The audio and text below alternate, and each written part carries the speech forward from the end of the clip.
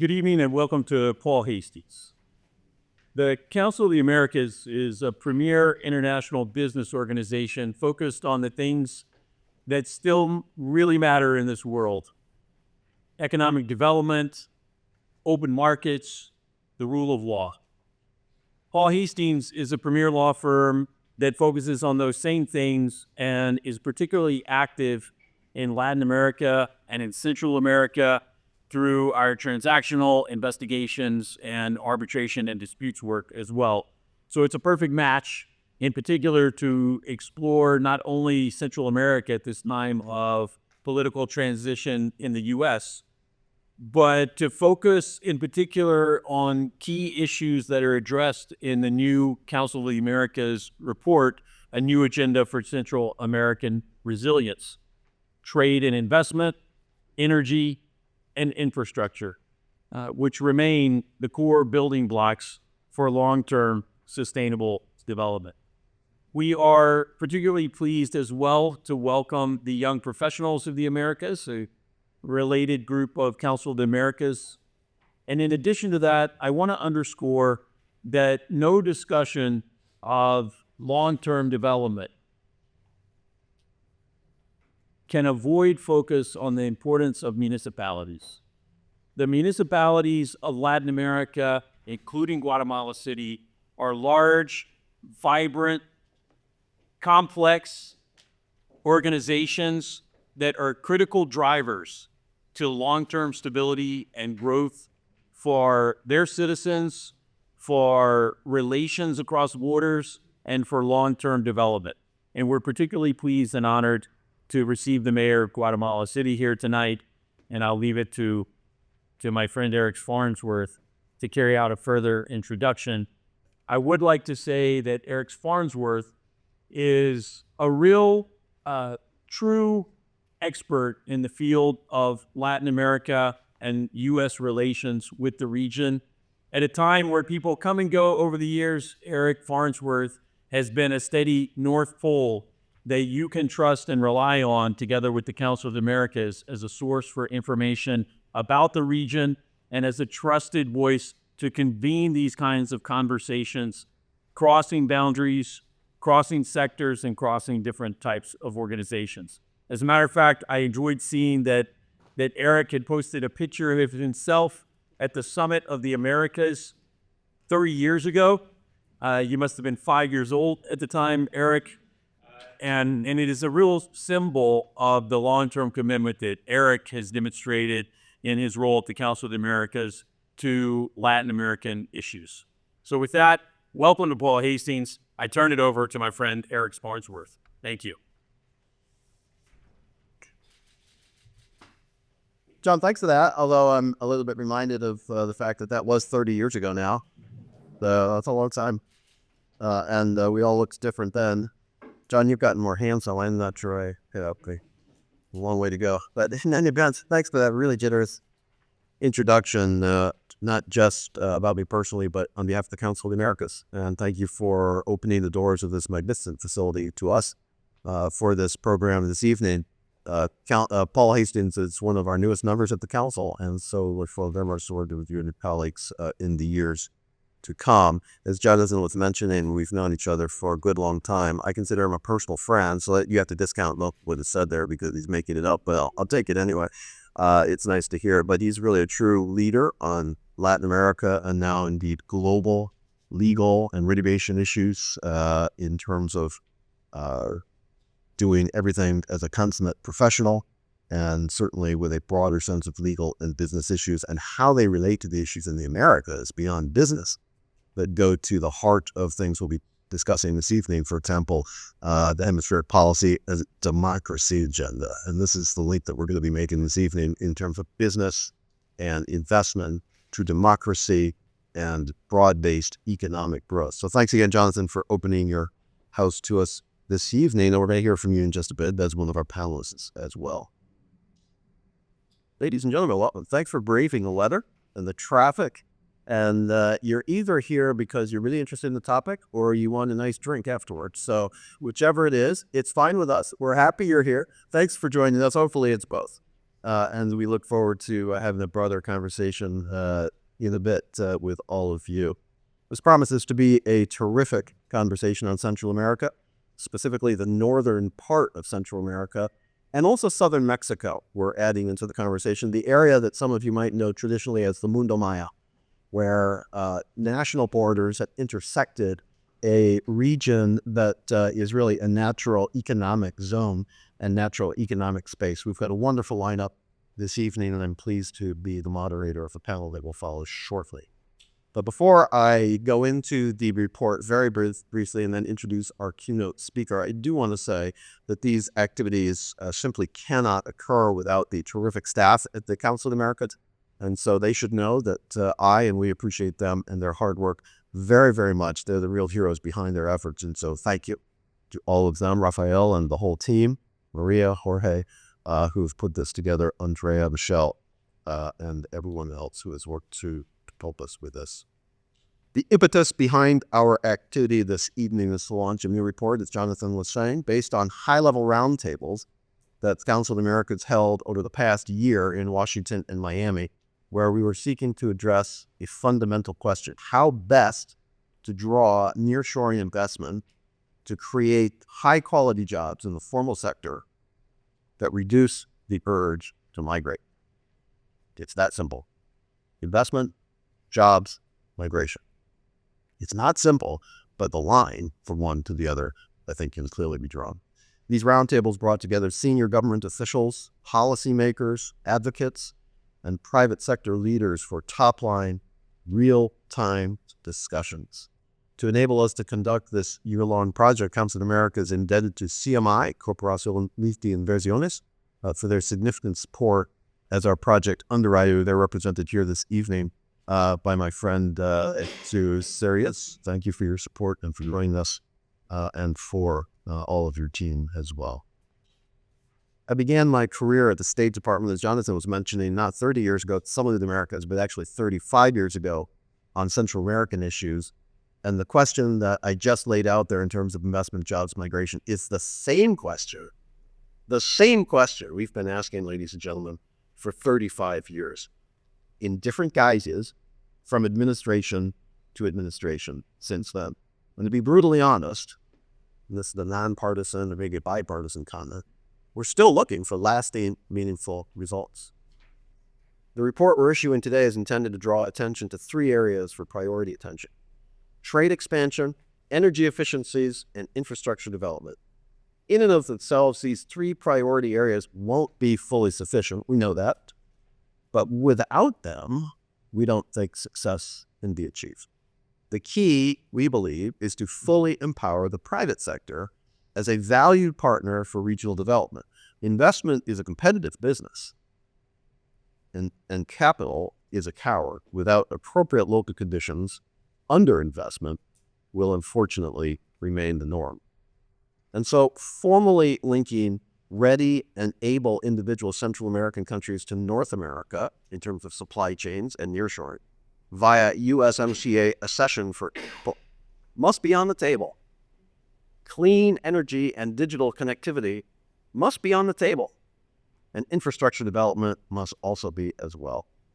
None of this works without the private sector as an active, valued participant. We have to get away from the old thinking and recognize that without dramatically increasing regional competitiveness, we'll be having the same conversation for another 35 years. And we can't afford such complacency, ladies and gentlemen. We just don't have that in all time. And so that's why I'm so pleased to be able to welcome our keynote speaker this evening, Mayor of Guatemala City, Ricardo Quiñónez. Ricardo has an impressive vision for development and renewal, and he is effectively executing against that vision. I had the privilege to visit with him recently in his office in Guatemala City, and he laid out the vision for where he wants to go. And it's not just impressive, but anyone can have a vision. The question is, can you implement it? And Ricardo Quiñónez is implementing that vision. You have his bio in your program package, which we have copies out front if you didn't pick one up on the way in. But suffice it to say, he is somebody who is deeply experienced, but I do want to note his private sector experience before politics. So he has experience in both both sides. He knows how to get things done. And he also knows, ladies and gentlemen, that old paradigms just don't work. We need a more pragmatic, less ideological, more collaborative approach. And we're going to hear about that this evening from his comments and his remarks, and also in the panel that follows. And with that, ladies and gentlemen, I would ask you to join me in welcoming to the podium the mayor of Guatemala City, the Honorable Ricardo Quiñónez. Mr. Mayor.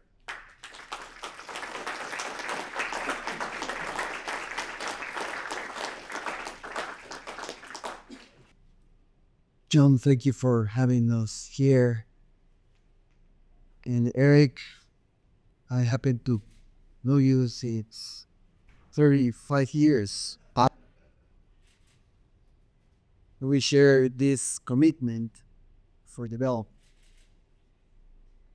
I would like to introduce myself not just as mayor of Guatemala City, but I would like to introduce myself as a mayor from a local town in Central America. I say this because I'm also committed to advocate for this vision that says that it is time to shift the focus of nations and go to local governments. I truly believe in the power of local governments, and I am going to start our conversation by bringing this book. This is a book that was written 10 years back. It is written by Benjamin Barber. You might know Benjamin Barber. He's someone that has been devoting his life for worldwide democracy. It's a very potent book. I recommend it to you if mayors rule the world. I'm about to take 1 minute just to introduce the general aspects of this book. And this book, If Mayors Rule the World, talks about dysfunctionality of nations in rising cities. And Benjamin Barber argues that in the face of global challenges such as climate change, terrorism, and poverty, and migration, nations have proven ineffective, whereas cities and their mayors are better positioned to address these issues. Barber highlights in his book that cities, being more pragmatic and less ideological, foster civic trust, citizens' participation, and international cooperation. He proposes the creation of a global parliament of mayors as a new form of democratic governance in a globalized world. It was said by him. I'm quoting what he brings in his book. And then years later, just happened to participate in what I can see this law parliament of mayors. It's an initiative that has been taken by former mayor of New York, Michael Dupper. I had an invitation from him last year to participate in this movement. He's bringing the academy along with his vision to bring mayors from around the world together to discuss this subject. Last time we met was in Mexico. 15 days ago, I had a conversation with Michael Bloomberg. He's devoted to this idea. In fact, where we all were invited to Johns Hopkins University, where he's going to locate this center for local government knowledge and development. He stated that he's going to donate half of his net worth for this initiative. Of course, at that moment, all the 60 mayors that were there, Google, one was the amount of his net worth. And there are several million, billions for this initiative. I bring this because there are hopes to engage in this global parliament of mayors.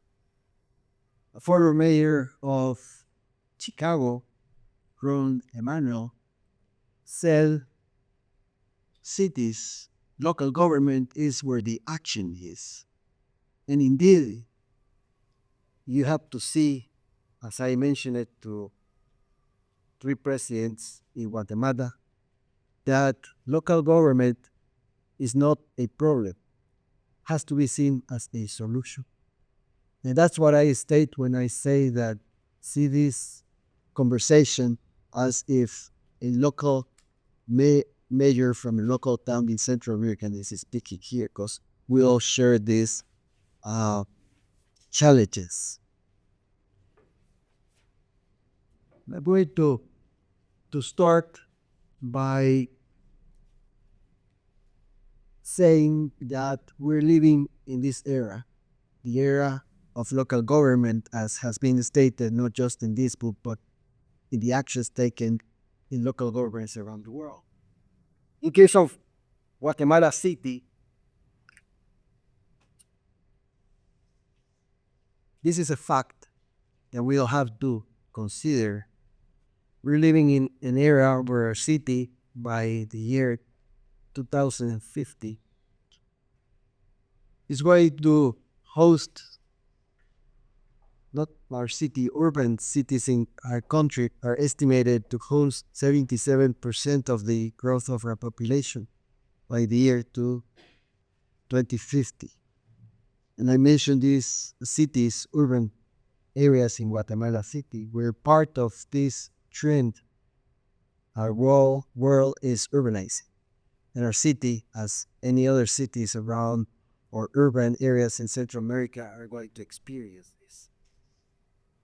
It's important because this leads to another fact, and this is the demographic dividend. As you might know, Central America, especially Guatemala and Honduras, we're experiencing a demographic dividend. And by the year 2050, in my country, 17 million people working age are going to be in the job market in the ages from 18 to 58. So we are experiencing the demographic dividend, and countries like Guatemala, Honduras have human resources ready to start being what we would like to see productive and engage in the development of our country. The economic power of cities is stated by the World Bank, by the IDB. Over 80% of the global GDP is generated in urban areas. Urban areas attract talent, attract technology, innovation, and investment.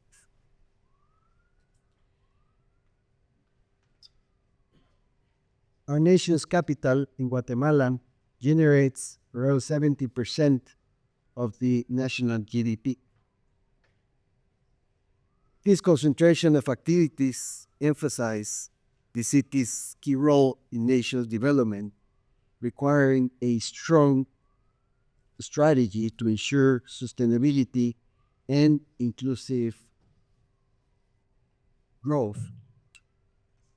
So we're living in this era where the local governments are taking not actions just at the local human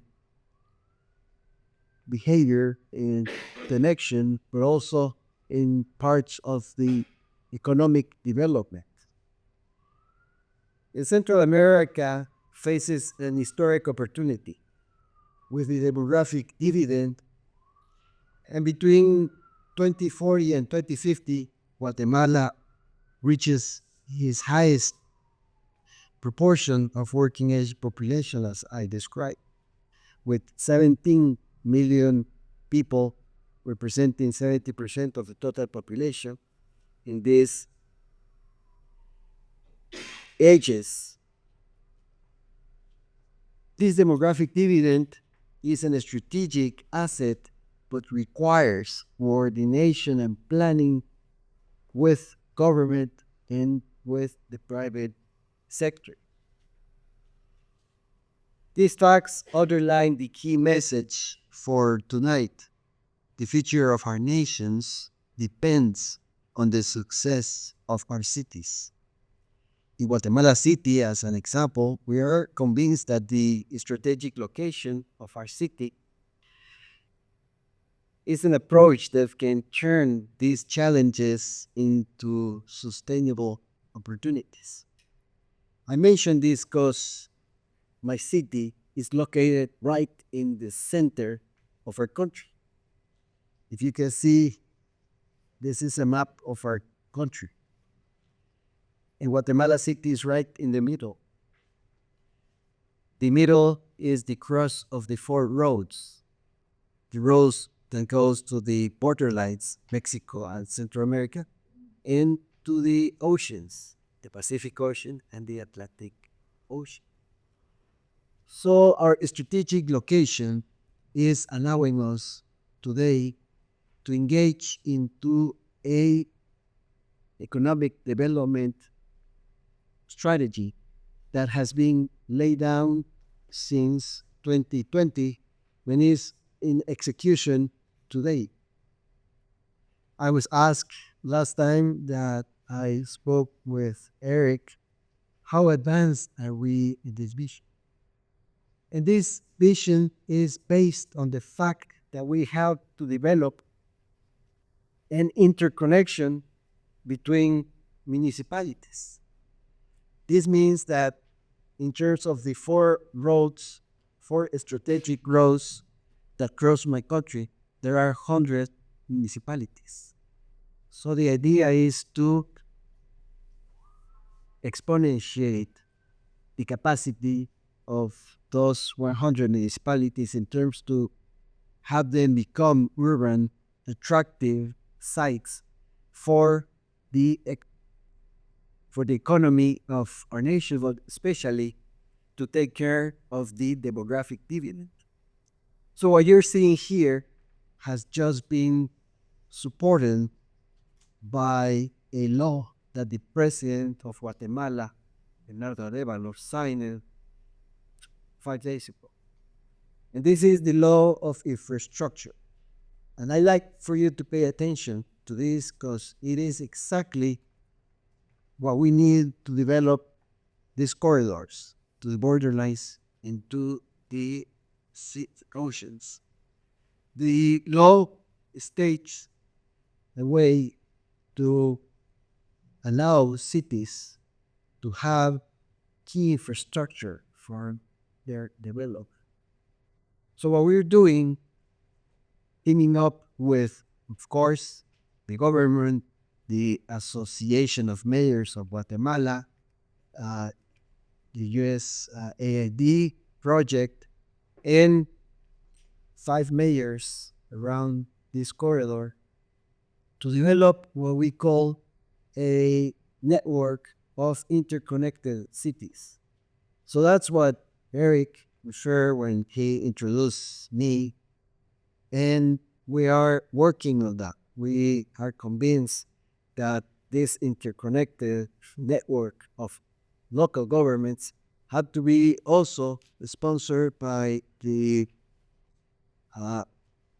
private sector in order to have an integrated development.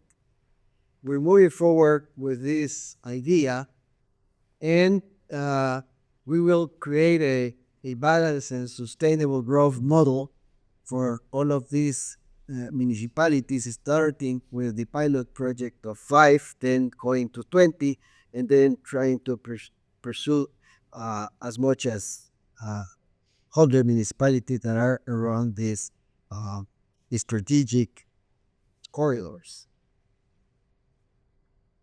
I mention this because it is important for all of us to work together.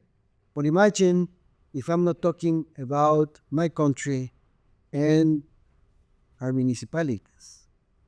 Because just as Guatemala City is in the center of my country, Central America is in the center of the Americas. And as we have these development corridors that we're placing strategic local governments, our area, Central America, has the same potential. So tonight, by getting into this interconnected movement of local governments in my country, I make a call for action. Because as mayors in Guatemala, there are other mayors in Central America that will be eager to make an interconnection between mayors from El Salvador, Honduras, Nicaragua, Costa Rica, and we all work together toward increased development and also increase better quality of life. And that's what this is all about tonight. So I state what I said at the beginning. This is the moment where we need to shift from seeing only the nations to the local pockets. I'm happy to mention as well that the government of the United States invited 250 mayors from the region last year to Denver to work on a global vision. And again, stating the importance for local governments in this new era. So by saying this, I hope that our contribution gets into what we need to see tonight, and do also what we have to do in order to leave aside what divides us and get together in the common cause. And the common cause is our people. The common cause is how to stop migration, how to take advantage of this population dividend, and how to bring sustainability in the future. So I mentioned this and end my conversation by insisting on work together. And I'm going to bring this what I hear from Mother Teresa once. And she said, "You can do what I cannot do, and I can do what you cannot do. Go together, we can do more." Thank you.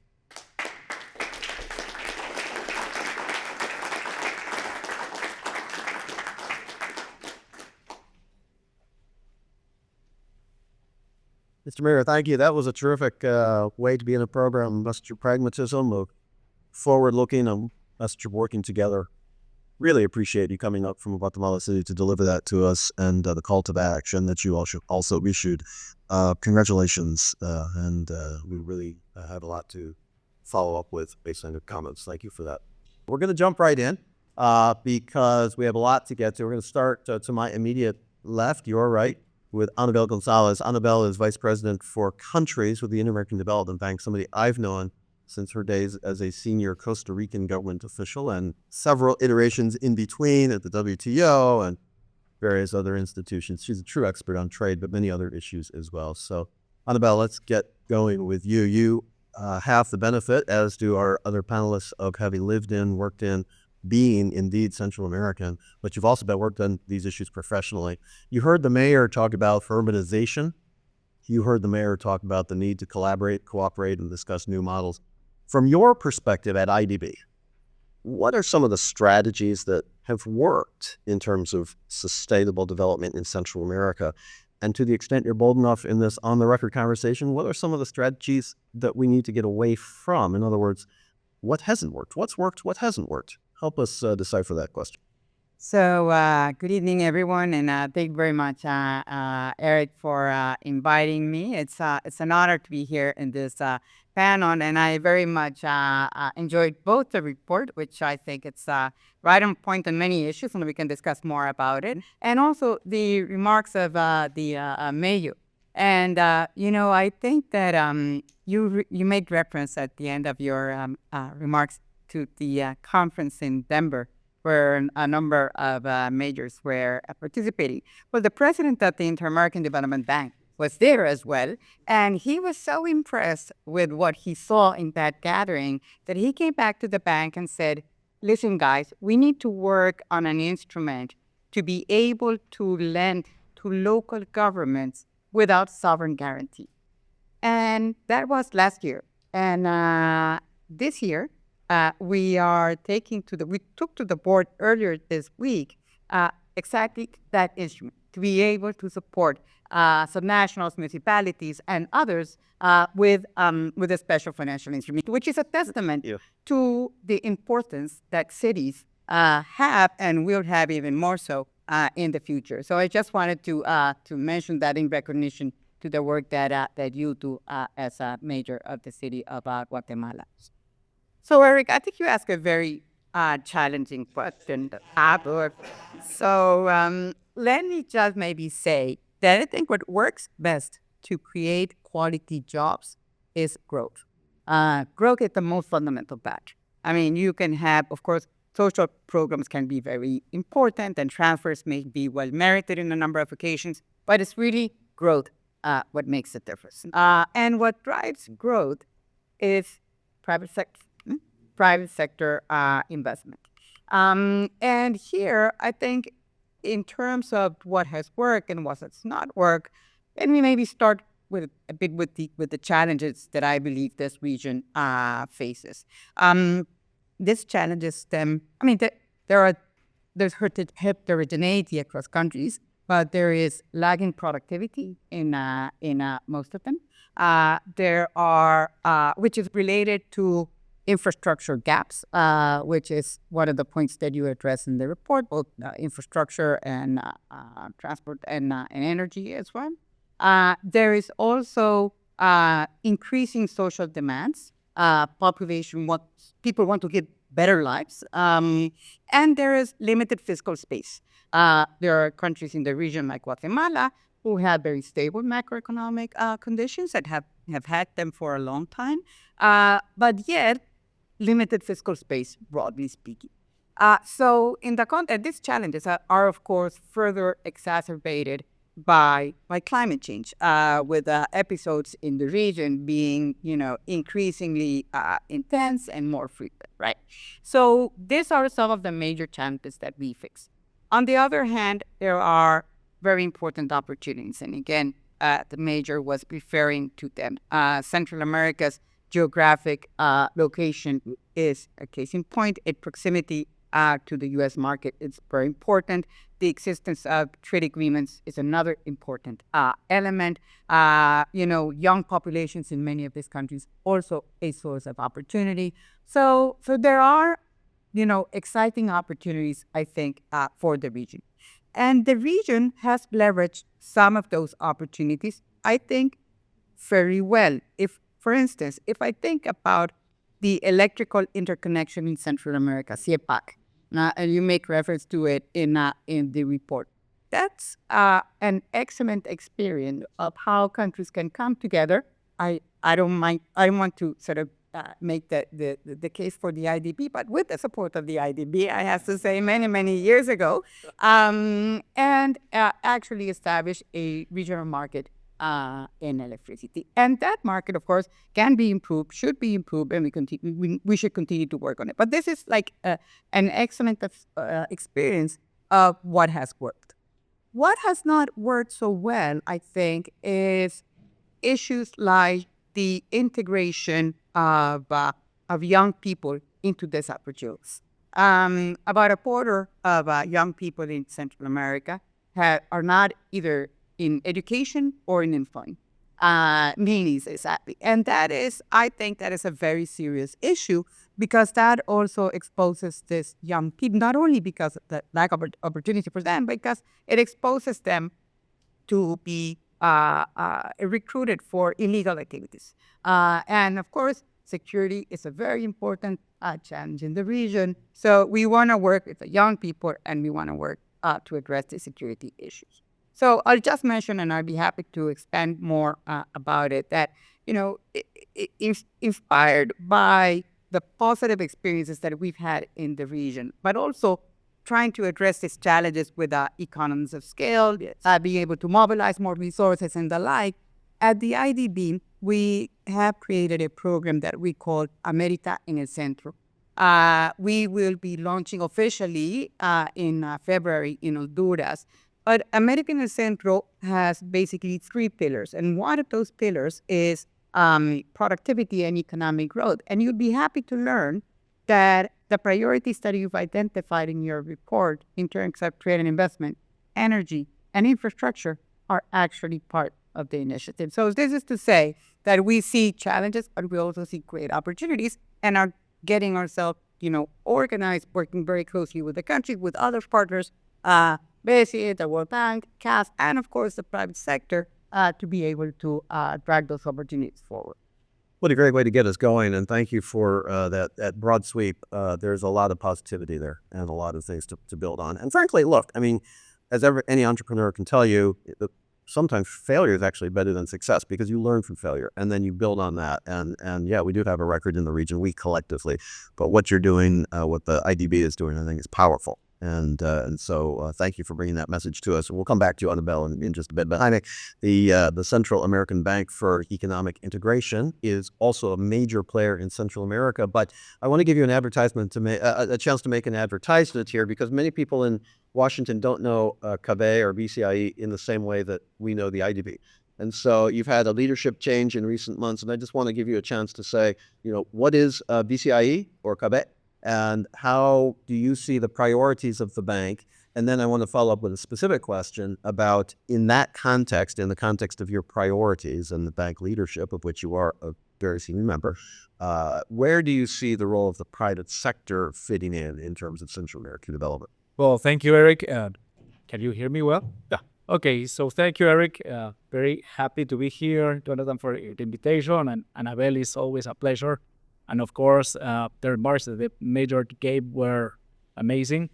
He me some data that he will share later with you on the cocktail that I hope you can get to know the city. But CABEI, you maybe don't know this, but CABEI existed just 1 year after IDB was created.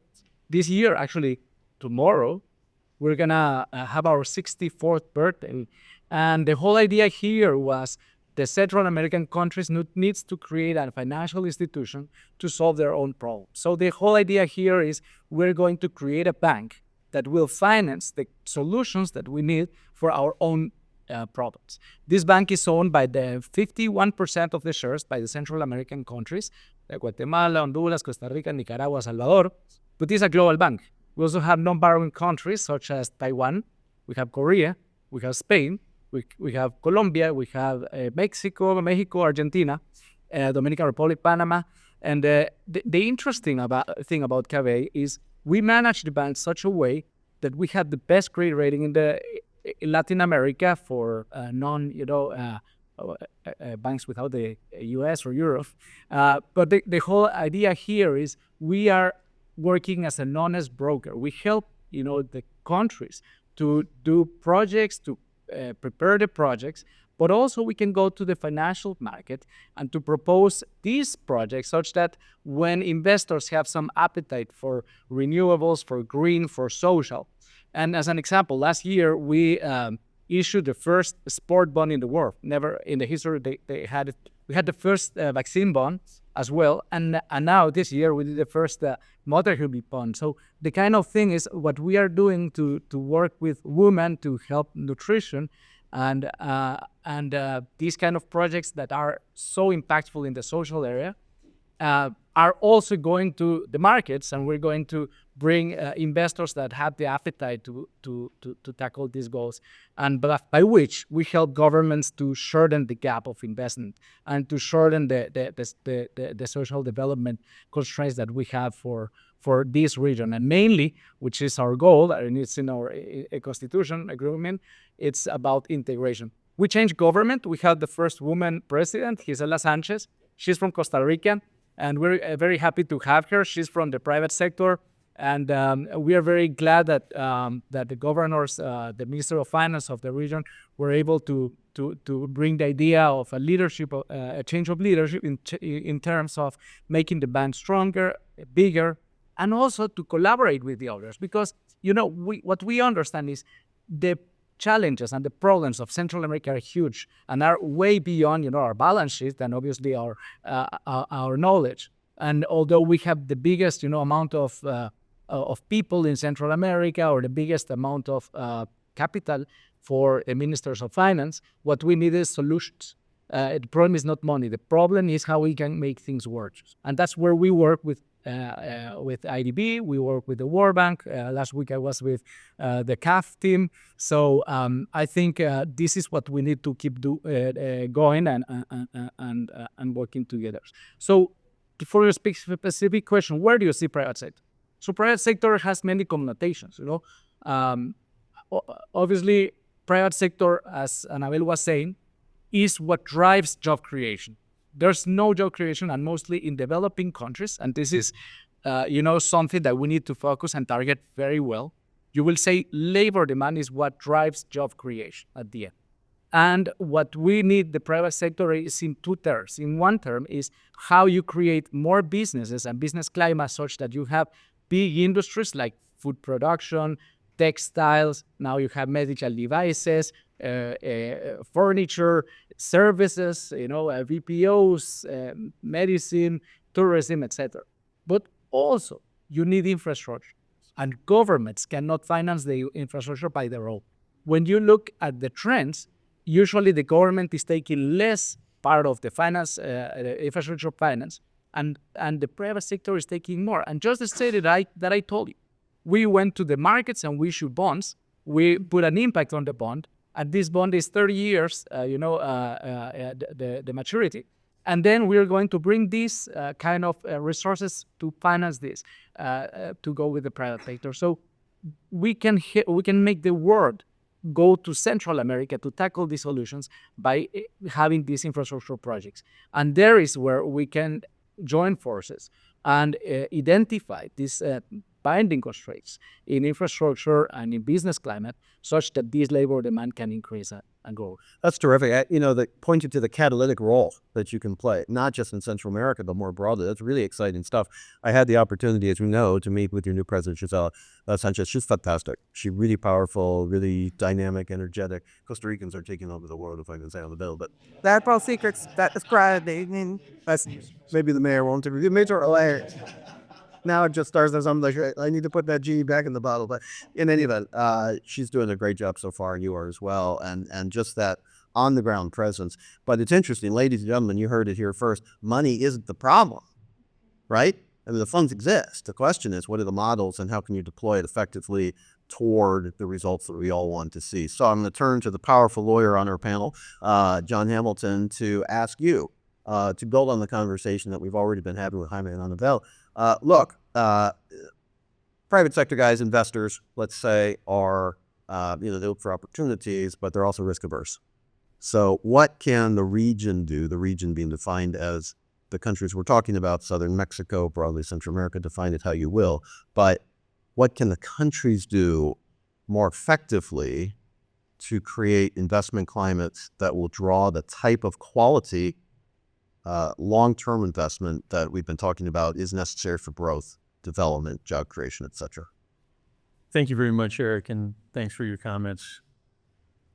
There are a few fundamentals that remain true even 30 years after the first Summit of the Americas, and that is that there is no substitute for a long-term commitment to the rule of law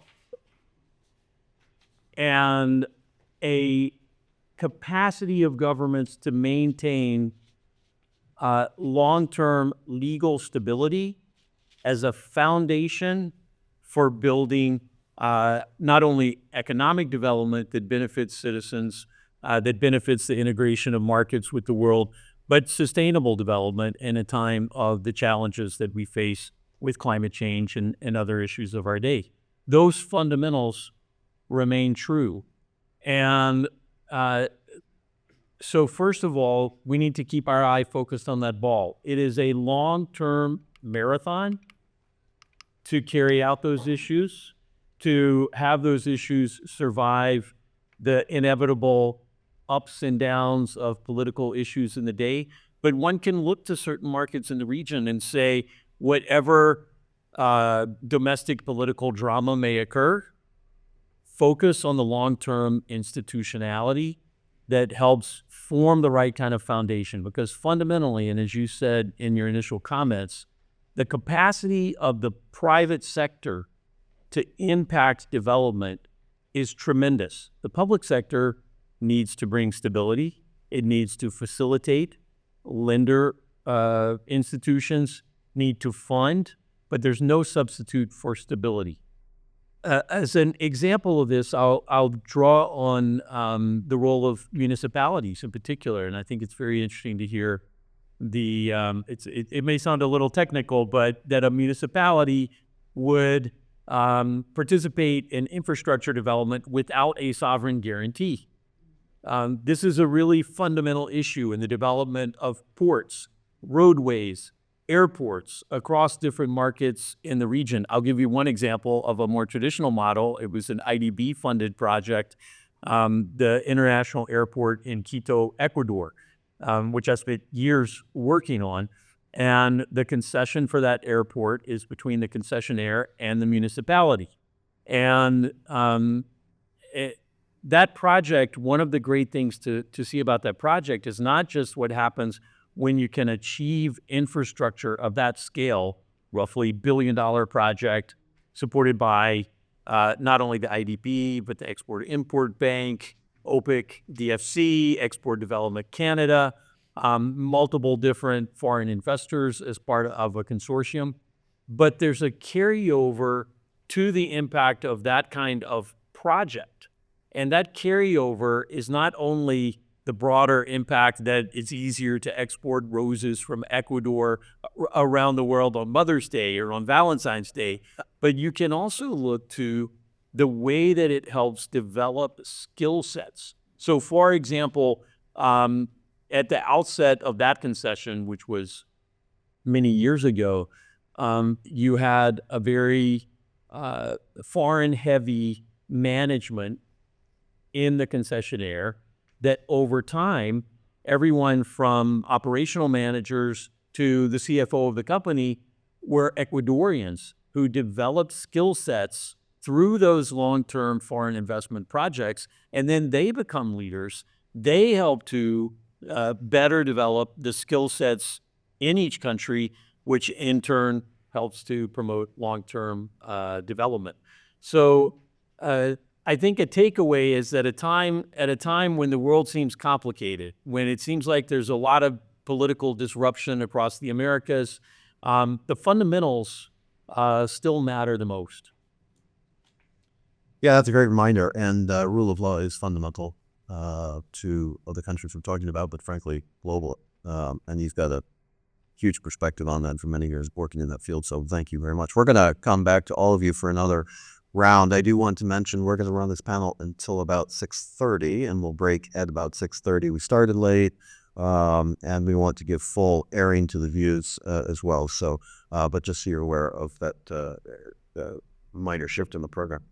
Annabelle, you mentioned crime and criminal activities, which is absolutely right. And, you know, when we think of crime and criminal activities, oftentimes we think about street level crime and things like that. But there's also private sector crime, tax evasion, corruption, right? So, I mean, the topics we're talking about, humans are humans. We all have, human nature. And so it's real and it exists. And so the question I would have, corruption frequently comes up in conversations such as this that we're having this evening. you know, there's a role for policing and this sort of thing. But from the development community, how do we begin to get a handle on these really tough issues? And they're really tough. And they, you referenced the demographic bulge, the young men and women coming through without jobs or education. They're going to do something with their lives, right? So the question is what? And how can we help build incentives so that the encouragement is to the positive side and not the negative side?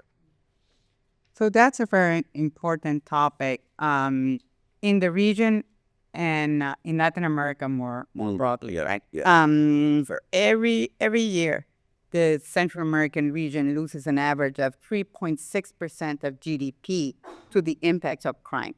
That is a staggering figure. And this is we just issued a report jointly with the IMF where we look at this impact. And here, so organized crime accounts for about half of it. Which is a reminder about the importance of taking coordinated and bold actions to address some of these challenges. And you referred to corruption, which can also be organized in many countries as well. So to address these challenges, and this is something that we've heard, at the IDB with private investors, and they come in and they talk about regulatory uncertainty, predictability, all the points that John was making, and also about security. So the IDB had a long tradition of working on citizen security for many years. But we now decided to up our game, and we are launching actually tomorrow an alliance for security, justice, and development. We had some 20 of the 26 countries in Latin America and the Caribbean that are part of this alliance. And the alliance aims to support countries, again, in mobilizing resources, sharing knowledge, good practices on 3 key topics. The first topic is focusing on the communities that are most vulnerable. And this goes back to the issue of focusing on the youth, developing skills, for example, same for women. Second important pillar of this program relates to strengthening institutions, judicial institutions, again, looking at issues of rule of law. And the third point is addressing illicit financial flows, because that's sort of like the oxygen that keeps all this thing going on. So we've started our first project in this area, which is actually in El Salvador. And we are excited to see, the learning that we will have from this project, because we think it can be replicated in other areas as well. But it's not. There's no silver bullet in this area. You really need to work across, the source, of the problem, working with some of these communities, the institutions, and then the financial flow as well. But the point that I'm making, that you've gave the statistic, which is stunning, is that this is not just a crime and criminal issue. This is an economic issue. It is. And 3.5% of GDP or whatever, 3.6, or it's stunning. It is stunning. And that is, of course, aside from the loss of life, the quality of life. Which far, yes. It is really an economic issue. So if we're talking that, that the region needs to grow more to create jobs, well, on the one hand, if we grow, but we don't tackle this other issue, well, one sort of compensates the other, right? That's a fundamental point. And, talking with companies and investors, as we do all the time from the Council of the Americas, I can assure you that senior executives don't want to travel to insecure environments. And we saw what just happened on the streets of New York City just a couple days ago, not to say that they're linked in any way, but simply to say that matters to people. And security of person, security of property, security of, the environment. So the points you're making are spot on. Thank you for that. And congratulations on launching this initiative. The timing is perfect. Launching it tomorrow. You think this panel was coordinated in that way. And sometimes it's better to be lucky than good, but we'll take it. Thank you, Annabelle, for that. One of the things, Jaime, that we've talked about over the years in terms of the region, another challenge is the smaller economies, 7 or 5, depending on if you include Belize and Panama, but smaller economies in Central America. And the word that always comes up is regionalization, right? The countries working more closely together through shared regulatory structures, shared infrastructure, what have you, to create larger internal markets, economies of scale, all of that. We've been talking about that since I started in 1990. It's not working. I wonder from the bank perspective, are there things you can do or the bank can do or that you would recommend others do to really help forge that regional perspective so that countries, yes, of course, everybody's sovereign. They have, I get off. But how can the region begin to see itself more as an integrated space economically, including southern Mexico, so that when folks from the outside like me are looking at it, we're seeing Central America, we're not seeing a number of smaller countries. Is that even realistic? Well, it's actually happening. So I think what we need to see, obviously, it's not happening in general, but what we see is that some sectors actually are integrating and are growing well. So you have to see what is working well and try to go and see what we can do to make it bigger. One example that you put in here is CEPAC. Yes. That investment that happened years ago, that IDB, also CABEI financed during the time, needs investment in order to grow. And we've been doing a lot of analysis, feasibility studies, engineering studies, economic studies, such that we can do the complementary investments such that CEPAC can grow. And that is something that whenever we have the possibility, I know that's going to be sooner than later, we join forces with IDB, with the European Investment Bank or the CAF. I don't know who's the third one at the end. But we hope we can get this investment done, but without having the technical capacity to make infrastructure work. And that's something interesting. Like one data that I think the major always says is how much buildings are happening in Guatemala. And you can see that I left Guatemala 2015, 14, I don't remember. And you can see the shape of the country is completely different. But when he told me the number of buildings, it's actually same amount of the foreign direct investment, just in one city. So that's the other question. So how can you have regional value chains? And we did a study on the value chains and what we are seeing, for instance, in apparel and textile. You have CAFTA, you have rules of the game for everyone, but you also have complementary capacities like John was saying before.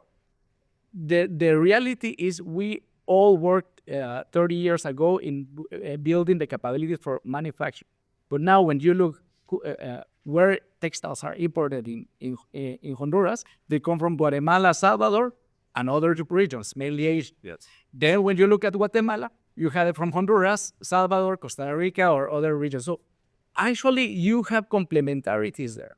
And what you need to make this in order to grow is to start talking more with these investments. I know in the report you have trade facilitation. Yeah. But having last week a conversation with the Ministry of Economic, we want to work with them and to see how we can increase the pace and the fast to do the trade facilitation programs. They have there are 6 customs between Honduras and Salvador.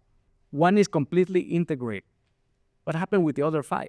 They need resources, political will, and you need at the end, this is a presidential, a priority, and still things are going slowly.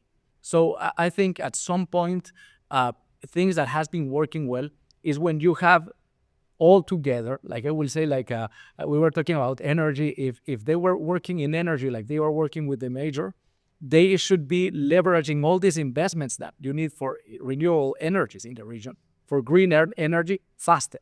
Because every project that's delayed by any bureaucratic process, by any uncertainty in the framework, is actually jobs that are lost, and it's quality of jobs that are not happening. So as the bank, what we usually do is we help a lot in technical preparation and capacity.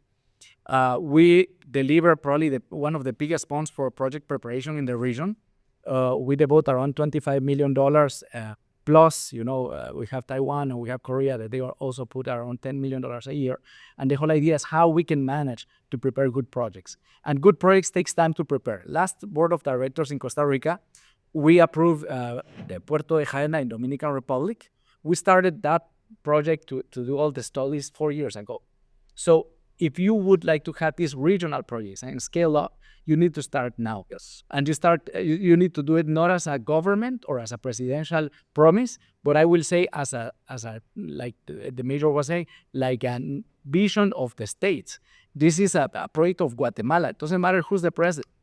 It is something that will unleash investment and will reduce the constraints, like Anabel was saying, in all our reports in constraints for growth in Central America. Infrastructure is one of the main constraints. And if we happen to have these big projects, catalytic projects in energy, in infrastructure, in ports, in airport, I think we managed to reduce the cost and way much more than in security.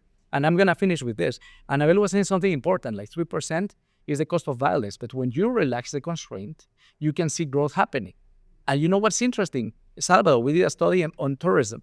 Salvador was out of the scene, out of the picture in terms of tourists in Costa Rica, Guatemala, Dominican Republic.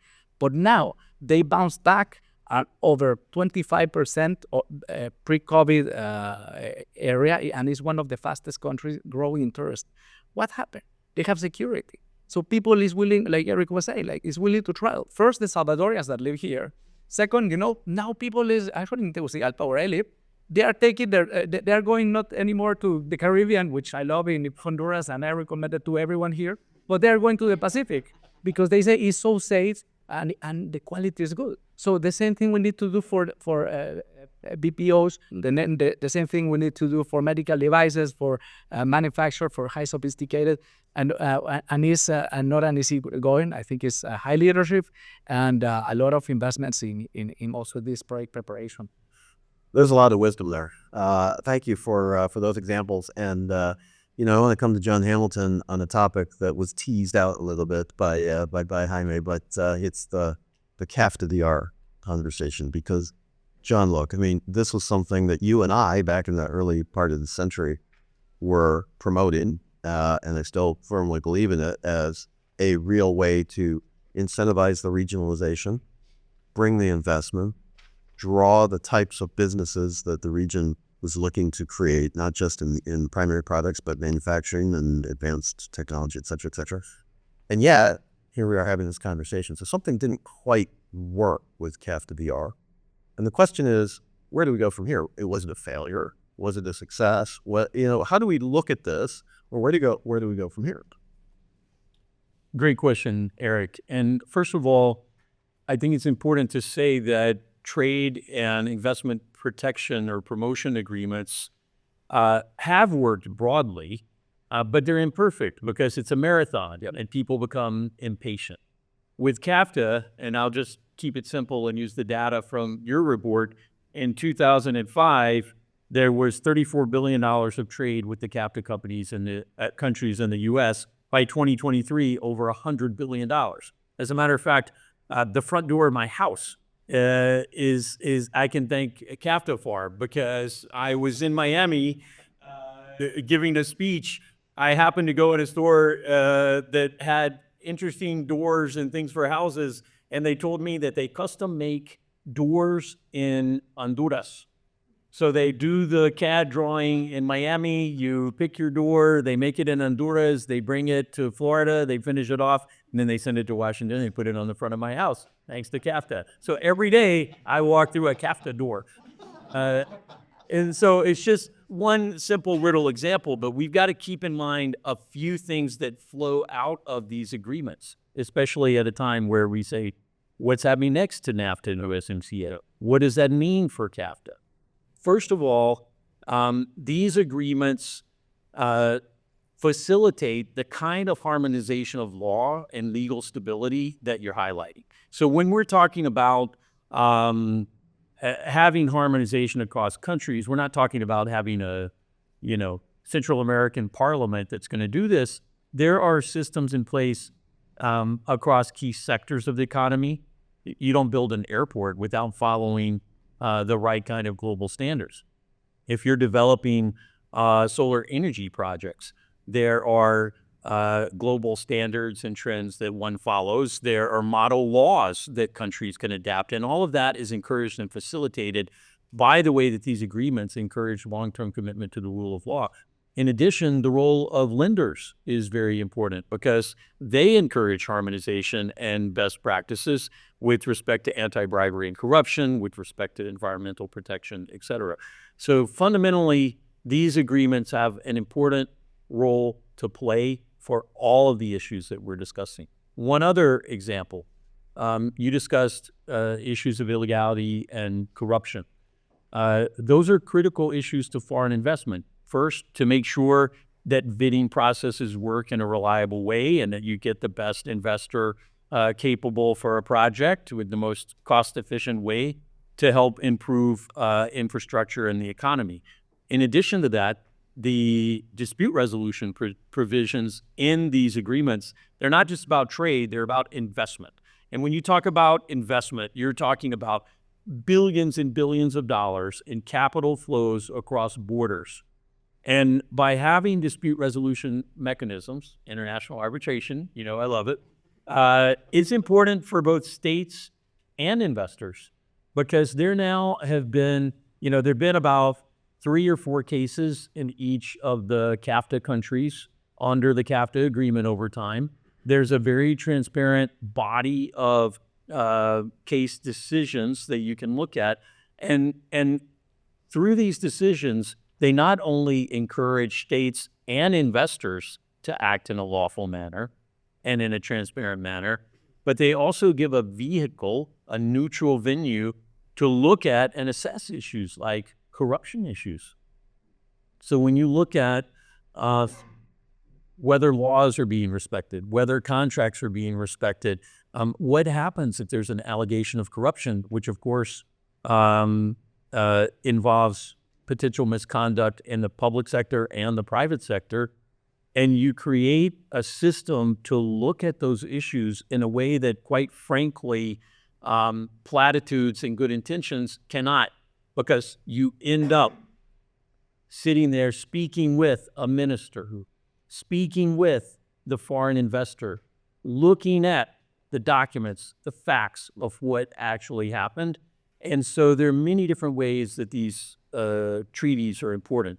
In terms of where they go next, it's very important to keep in mind what we went through before with NAFTA there, not that long ago, which is, was NAFTA working?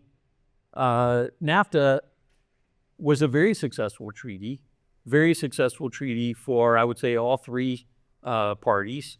And the approach that the United States took together with our partners in Canada and Mexico was to find a way to modernize that agreement, to bring it current with technological issues, intellectual property issues, labor issues, environmental considerations, et cetera.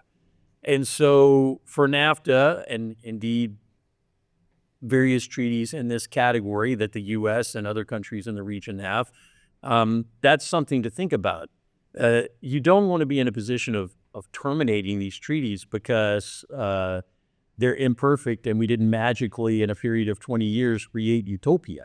We have to see the significant contributions that encouraging the rule of law across borders has and look at ways to continue to refine these treaties without taking radical measures such as terminating. Yeah. Good message. Thank you for that. Thank you for that message. We don't have a lot of time left, so I want to ask all of you the same question, the same final question. And it's this, and we'll start with Jonathan, so we'll go in reverse order to give Anabel you a little bit of time to formulate your own answer. But what constitutes success in this, right? Because, by definition, we're talking about progress and, future and this and that. But is success a certain number of, the population with jobs? Is it a certain reduction in migration? Is it a certain amount of investment coming forward? Or is it something different, like an attitudinal shift or some sort? And I don't know how to formulate the question really because I don't know what the specifics would be. But I guess, in a general way, from your perspective, if we were to come back to Paul State Hastings in another year, 5 years, 10 years, and we were to thump our chests and say, what a successful strategy we had through Central America, what does that mean? Right? What is success? Can you give us a way to at least think about some of these issues? We'll start with Jonathan and come back this. This debate over sustainable development, what works and doesn't, is reflected in the debate over these treaties. So I once was on a panel like this at the time where the Trans-Pacific Partnership was still a possibility for the U.S. And I was with a professor who said, if the year after a treaty is ratified, there hasn't been a vast increase in immediate additional cross-border investment, and it's a failure. That's exactly wrong, because you have to see that these are long-term steps to protect and promote the rule of law. And so if you see projects, and Mr. Mayor, I appreciated both your cite to the book and your commitment to practical projects, if you have more examples of significant cross-border investment, dedication to the rule of law, and things moving in the right direction, why not be happy with that? Because we've got to keep in mind that in a world with so many challenges and changes, we have a countervailing pressure, which is the sense that if there is immigration movement, then we must be in a failed situation.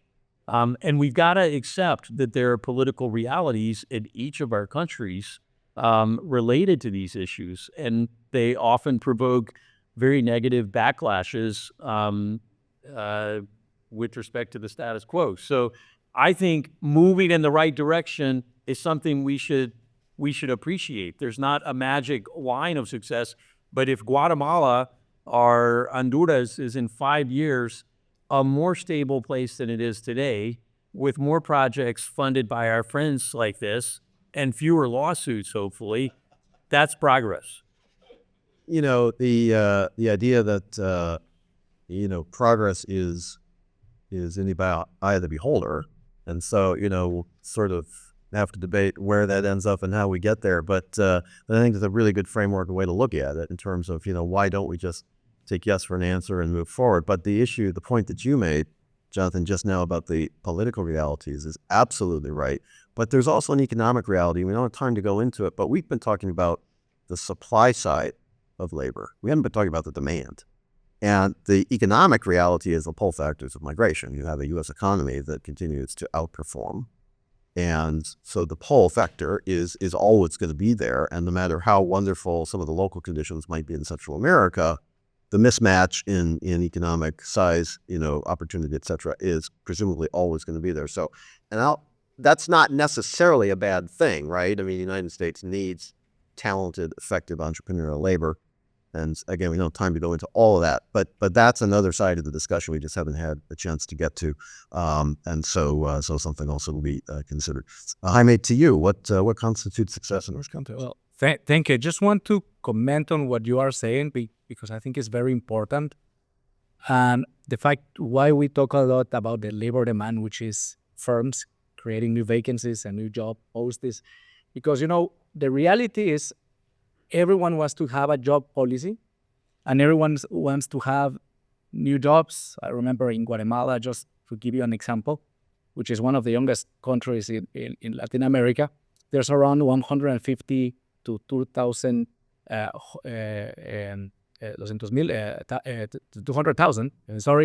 new young people getting into the labor force. So you have to create this number of jobs of quality in order to reduce the gap. In top, to have 70% of people in the formal sector. So you need to create that more.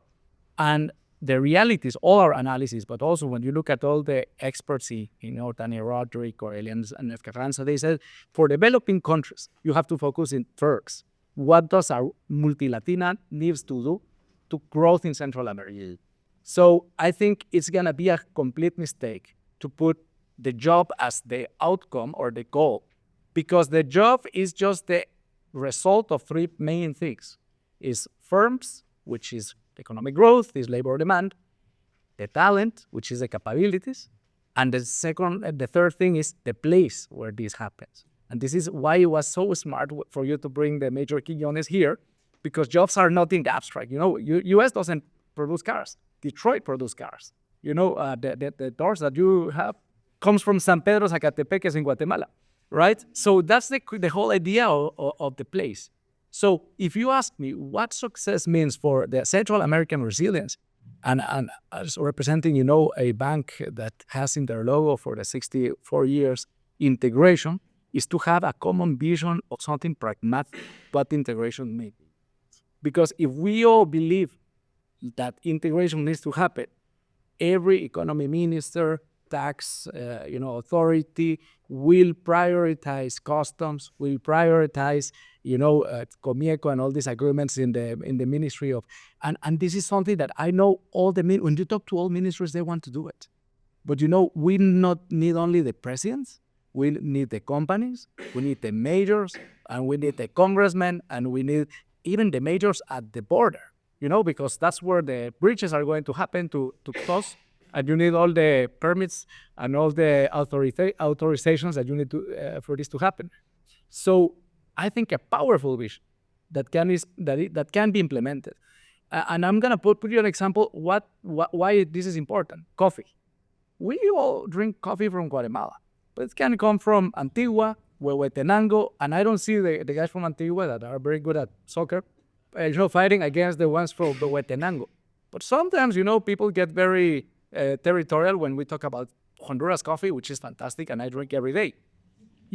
We should have the Marca coffee from Central America, like the textile apparel industry has, because they understood at some point that they need each other to compete against others, and that's a powerful vision. How we can make a vision as the Central American, and that happened, in time to time. When you look at what the major was saying, like a strategic, I remember Michael Porter did this kind of analysis about the competitiveness of Central America, and it's a long-lasting, And now you have presidents of company happening one and the other. It's a powerful vision, and we need a powerful vision again to renew it as the world is changing, and something that the new generations of leaders and also of Central Americans can move and push forward. Terrific comments, terrific summary, and Jonathan, your comments as well. Anabel, to you for the last word. Is Costa Rican coffee the best in Central America? So I have to say that I'm no coffee drinker, but from my husband and my daughters, it is the best coffee. That's what they say. So, I think all the points that have been made are great. What I'd like to say is that having indicators is very important to measure impact. At the IDB, we just approved our new institutional strategy, and there's a lot of focus on impact, on development impact. So, looking at indicators like increased productivity, more good jobs, rising incomes, and then you can, triple this down to other things like, access to water, access to electricity, reduced trade costs. There are a number of indicators that you can look at. And in the case of Central American countries, there are, some of these indicators, you see progress over time.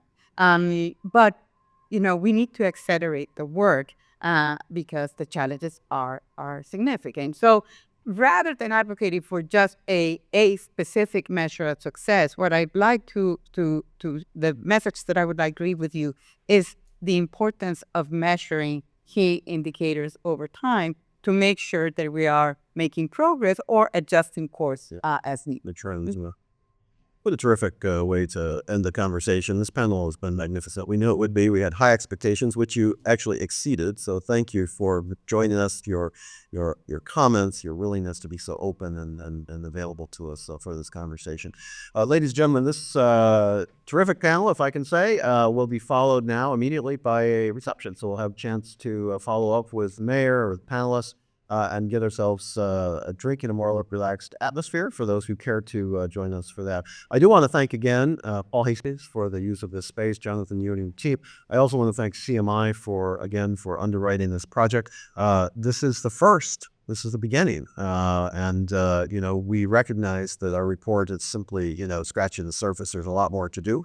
But we'll encourage all of you to join with us and to help us, right? We're ideas, input, guidance, and expertise are always very much appreciated. So with that, we'll close our program this evening, but with one final item of business, and that's to please join me in thanking our panelists and our keynote speaker for the terrific